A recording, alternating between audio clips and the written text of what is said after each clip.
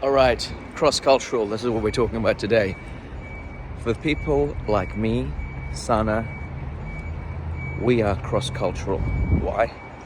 Because we have grown up in countries that are different to where we're living. Well, for me at the moment, Sana, when we move back to Australia, and this is actually a powerful awareness to have to help all people who have translocated, which actually involves more people than we think. For example, sure, even people within a country, large country like Australia, you are translocating when you go from WA to New South Wales.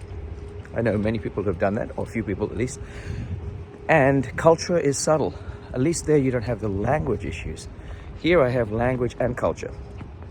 And I have done this many times in my life, born in Sri Lanka, gone to England as a kid, Saudi Arabia, and then New Zealand, then Australia, now Sweden.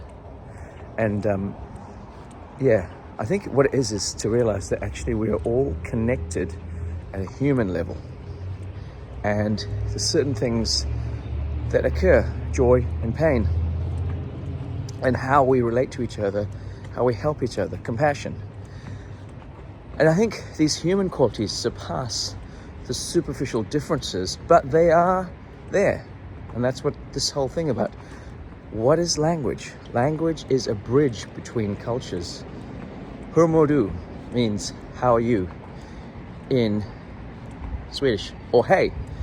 And just even saying one word. So when I'm in Australia and I've met Swedish patients, I have, as a doctor, I've said hur mår du, and it blows their mind. It just takes them back to a place where they felt like they belong. Not that they don't belong in the new place, but this is what I'm actually talking about.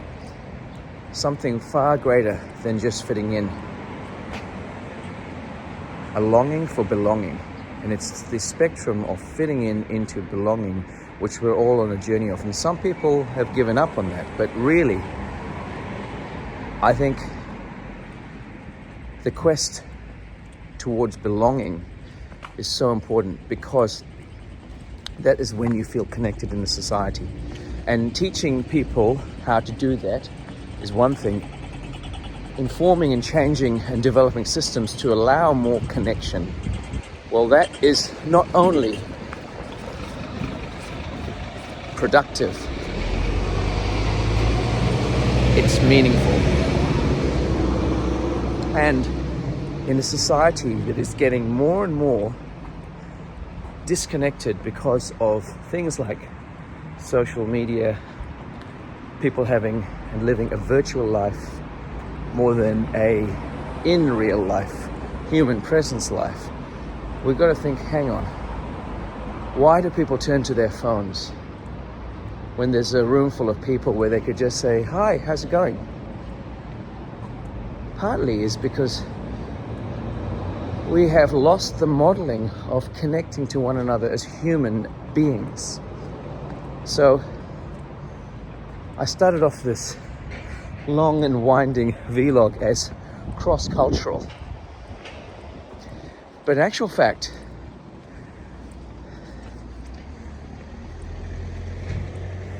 it should be cross-cultural connection and human connection, because human connection surpasses all of the superficial cultural divides.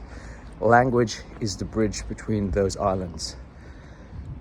It's a first step. And language is not binary. You start with one word, you build and you build. And then you get a vocabulary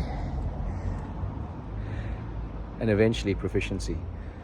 But if you enjoy every step of the way, it's a worthwhile pursuit at every step.